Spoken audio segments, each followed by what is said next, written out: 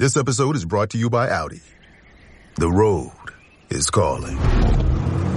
Embrace the thrill of the drive with the all-new, fully electric Audi Q6 e-tron. Featuring effortless power, serious acceleration, and advanced Audi tech. It's not just a new EV. It's a new way to experience driving. The all-new, fully electric Audi Q6 e-tron is here. The next chapter of Audi starts now. This is More Money with economist Steve Moore. Now, Steve Moore. Welcome back, folks. This is the More Money Show. We're trying to help you all understand what's happened in the markets in the last couple of weeks and why this is not the end of the world, why America is going to make a big comeback in terms of our stock market. I believe that it's going to happen. I don't know if it's going to happen next week or next month, but I do believe with this president who is so pro-investor and so pro-business that we're going to see a nice comeback as soon as these skirmishes on trade are resolved. And I think Trump will resolve them in a very positive way for America. But I wanted to bring on somebody who I think should be the next Federal Reserve Board chairman, and that is Judy Shelton. She is one of the world's experts on monetary policy. She has a great book that just came out not long ago called Good as Gold, and she has some fascinating ideas about how to restore American prosperity. And Judy's also a longtime friend. Judy, thanks for joining. Thanks, Steve. So thanks for coming on a Saturday afternoon. Just give me your impression of what's happened in the stock market in the last couple of weeks. And if you were, say, Kevin Hassett, or if you were the Treasury Secretary, Scott Bessent, what advice would you be giving to Donald Trump? Well, I think that he should persevere through this, and I think he intuitively knows that. I believe that people will keep the faith with President Trump for longer than the mainstream media might predict. And it's because they really recognize that this is a whole of government transformation. And the grand theme of what's happening under the Trump administration is this transition from an economy that is overly dependent on government to one that is not only capable of surviving on its own, but will ultimately thrive as it delivers genuine prosperity. I think, as President Trump puts it, we are going from a fake economy to a real economy. Right. It's a good way to put it. And that leads me to a question that I wanted to ask you. And I talked to some of our other economists on the show earlier, but I'd like your take on this. So what's happening right now, hopefully this will continue, is a downsizing of government. And that will hopefully be achieved by Elon Musk with Doge finding hundreds and hundreds of billions of dollars of waste, getting rid of inefficient programs, getting rid of whole departments that are useless, and essentially hopefully making the government smaller, Judy, but then freeing up those resources so that the private sector can grow, because all growth in the economy comes from the private sector, not government. And so if that happens, in other words, if Trump and Elon Musk are successful and we do root out hundreds and hundreds of billions of dollars, maybe even $1 trillion of waste, some of my friends say, oh, well, that's bad for the economy because government's going to be smaller and government's part of GDP. So I guess the question is, can our GDP grow if the government is shrinking? It can, but in a more meaningful way. The data that is presented through GDP statistics do not capture this essential change of reining in the government in favor of unleashing economic freedom and market-driven results. So, for example, when you count increases in government hiring as compared to new jobs in manufacturing, you're looking at more salaried workers at taxpayer expense, but not increases in output. But the prosperity levels are determined by the increased output of goods and services. And that's how you increase living standards for whole populations.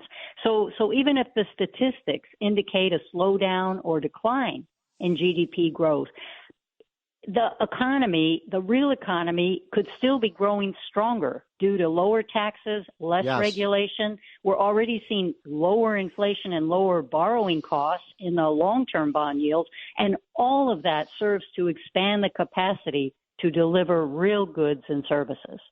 I think that's well put. And I was looking at some of these numbers this morning. You know, when Bill Clinton was president, we had, remember, the peace dividend because Ronald Reagan won the Cold War. And so we didn't have to spend, massive amounts of money on our national security. So we were able to cut the defense budget, the Pentagon budget, and government spending. I looked at these numbers, Judy. It went from 22% of GDP when he came in, the federal government, 22% of GDP, down to 18% of GDP. That's a pretty big, decline in the size of government. And yet we had the stock market boomed, remember, in the 90s, and we saw a lot of economic growth. Definitely. And just think, because it is pretty remarkable that the president is focused not just on the domestic economy, but on the whole world and on foreign policy. If we are able to achieve a ceasefire between Ukraine and Russia, think of that whole element that adds to market uncertainty due to the geopolitical tensions. And so that would be our peace dividend. Again, Judy, you're making an excellent point, and I want to amplify this because it's so important, because we call this the More Money Show because I try to help people make more money. And if you let's just, look into the future a little bit. And, I don't know that this will happen, but it sure could, where sometime in the next couple of months, we could, maybe even a couple of weeks, we could get a peace deal in the Ukraine, which I would love to see, a fair deal where the shooting and the killing stops and the destruction of property stops. So that would be a good thing for everyone, the whole world, to have a just settlement where they stop killing each other. And then on top of that, I think Trump may very well prevail on the trade front too. And maybe these countries like Canada and China agree to lower their tariffs on us. So then you have a real new paradigm of peace and prosperity, and that's got to be bullish. Oh, yes. The peace dividend from reducing that geopolitical tension in Europe that affects us so much. And then I think domestically, too, the emphasis that you have been such a pivotal force on is getting the Tax Cuts and Jobs Act permanent. I follow Secretary Scott Bessent on X, and he is showing very prominently a magnificent portrait of you and Art Laffer standing next to him in his office, and he refers to you both as two economic legends and friends, and you are discussing exactly this issue. Well, Judy, I have to thank you for saying that. And it was a very wonderful meeting we had with Scott Bessent in the Treasury Department with Arthur Laffer and myself and Scott. And, I have to say, I came out of that meeting. He's pushing all the right buttons. He's giving all the right kind of advice to Trump. And I came out of that meeting thinking, gosh, this is going to be a great Treasury Secretary.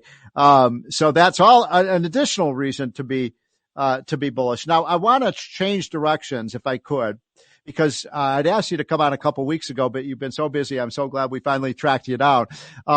You have come up with this idea that I find to be fascinating, and I'd love for you to explain it to our listeners about, I think you call it the gold-backed government bond. And explain to our listeners, if you would, Judy, how this would work and why would it benefit the country, and should people buy these bonds? This episode is brought to you by Prime Video. In the small town of Holland, Michigan, nothing is ever what it seems. Behind the tulip festivals and pretty houses lay dark secrets that threaten to tear a marriage apart. Nicole Kidman stars in this darkly twisted thriller about a wife and mother whose quest to uncover her husband's secrets may get her more than she bargained for. Holland, streaming on Prime Video March 27th. Are your ulcerative colitis symptoms proving difficult to manage? Tremfya guselkumab can help you manage the cycle of UC symptoms. At 1 year, many patients taking Tremfya achieved clinical remission, and some patients also achieved endoscopic remission. Individual results may vary. Tremfya is a prescription medicine used to treat adults with moderately to severely active ulcerative colitis. Serious allergic reactions and increased risk of infections may occur. Before treatment, your doctor should check you for infections and TB. Tell your doctor if you have an infection, flu-like symptoms, or if you need a vaccine. Ask your doctor if Tremfya can help you manage the cycle of UC symptoms. Call 1-800-526-7736 to learn more or visit tremfyaradio.com. I was never really a runner. The way I see running is a gift, especially when you have stage 4 cancer. I'm Anne. I'm running the Boston Marathon, presented by Bank of America. I run for Dana-Farber Cancer Institute to give people like me a chance to thrive in life, even with cancer. Join Bank of America in helping Anne's cause. Give if you can at BofA.com/supportAnne. What would you like the power to do? References to charitable organizations is not an endorsement by Bank of America Corporation. Copyright 2025. This episode is brought to you by Indeed. When your computer breaks, you don't wait for it to magically start working again. You fix the problem. So why wait to hire the people your company desperately needs? Use Indeed sponsored jobs to hire top talent fast. And even better, you only pay for results. There's no need to wait. Speed up your hiring with a $75 sponsored job credit at Indeed.com/podcast. Terms and conditions apply. Well, I think the first step is to have the Treasury initiate the proposal. And the proposal is that I'm suggesting next year, even on July 4th, 2026, because I think that under President Trump, we're really going to be celebrating that year as the 250th anniversary of our nation's founding. That, to me, is the perfect time for the U.S. Treasury to issue I'm suggesting 50-year bond, but you could have shorter durations as well. But to say that this bond offered by Treasury would have a link to gold. So it would be the first time since President Nixon ended that last link in August 1971 that there is some kind of backing for U.S. dollars, a U.S. dollar-denominated instrument formally issued by the Treasury. And what this bond would provide to the purchaser is the option at maturity to redeem it, either to receive back the principal amount, the face value, or a pre-specified amount of gold. And I'm also suggesting, as part of that, the specific collateral should be the gold reserves held by the U.S. government. There's a huge windfall profit in those. So if we're going to monetize certain assets, which has been hinted at by Secretary Bessent, there's over $750 billion in doing that. But the point is, these are the family jewels that have remained untouched with a book value of $11 billion, because that was the statutory price of gold, $42.22 an ounce back when they were first taken in. And now it's almost $3,000, right? Now it's hitting 3,000. Yeah. And right. So we are the largest holder. We have 261 million ounces. I think this would be a signal to the world and certainly to citizens in America that the U.S. government was serious about restoring sound finances. We're certainly seeing that acknowledged goal of a balanced budget being pursued so brilliantly and aggressively by the Doge team. And President Trump has signed on to that. I think sound money should be part of that established goal that the United States intends to be true to achieving both of those. And offering a gold-backed treasury bond would be a strong signal of that result. So it's a very interesting idea. A lot of people are paying attention to this, and I've got some rapid fire questions for you about this. Number one, is this a de facto gold standard that we're creating for the dollar? I don't think it's reasonable. That is, I would love to be a purist and say that economic performance is more market-based when you don't have a central bank distorting the value of the money and sending the wrong price signals. Mm-hmm. But we have more than $2.4 trillion in outstanding Federal Reserve notes, i.e. cash. And so even the huge holdings we have of gold would be gone tomorrow, even at the market price. What I'm saying is, for this particular offering, it's symbolic in a way, but it's also significant. I would just be offering this Treasury bond because now it's more like a TIPS bond, which is an instrument that investors who purchase U.S. government protects you against debt are inflation. Familiar with. Yes, right. It protects you against inflation. It's just TIPS measures inflation and compensates the bondholder for inflation as determined by changes in the consumer price index. This would do the same thing, but as determined by changes in the price of gold, which is kind of a surrogate for the real economy. So let me just take a real world example, and we've only got a couple minutes left, Judy. Appreciate you taking some time on this Saturday afternoon. So let's say I buy $10,000 worth of these bonds, and then let's say they're let's just say they're 10-year duration. So then 10 years later, I'm going to get 10,000. What do I get at the end of that? Do I get an appreciation based on how much gold is? I'm not sure how it works. Well, I think we can work this out at Treasury. It depends what we set up as the face value. If you set up today's market value, most people will say for sure in 10 years, I'd rather have the option to have an ounce of gold at $3,000 because it's going to be worth a lot more than that, even if the Fed hits their 2% target.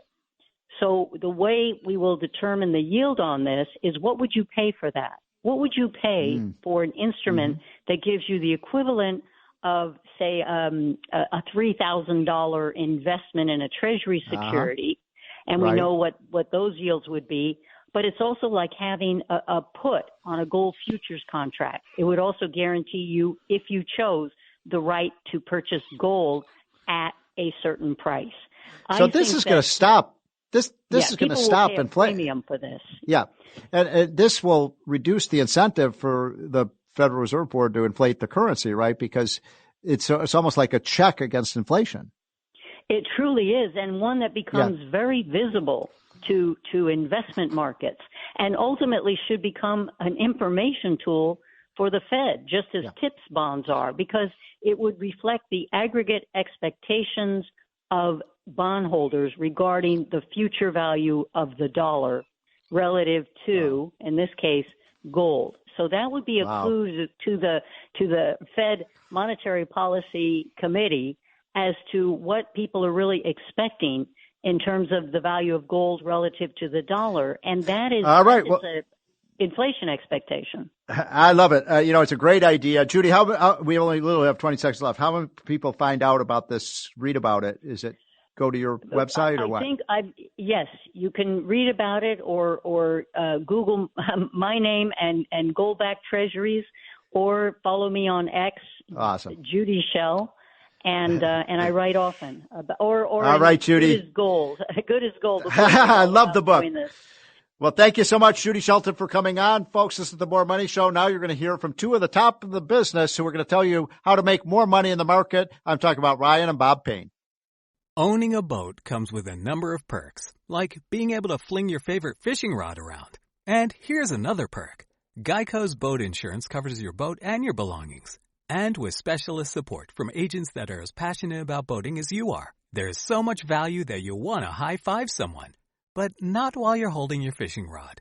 That's a prized possession. So hold on tight with both hands and keep it covered through boat insurance. Get more with Geico.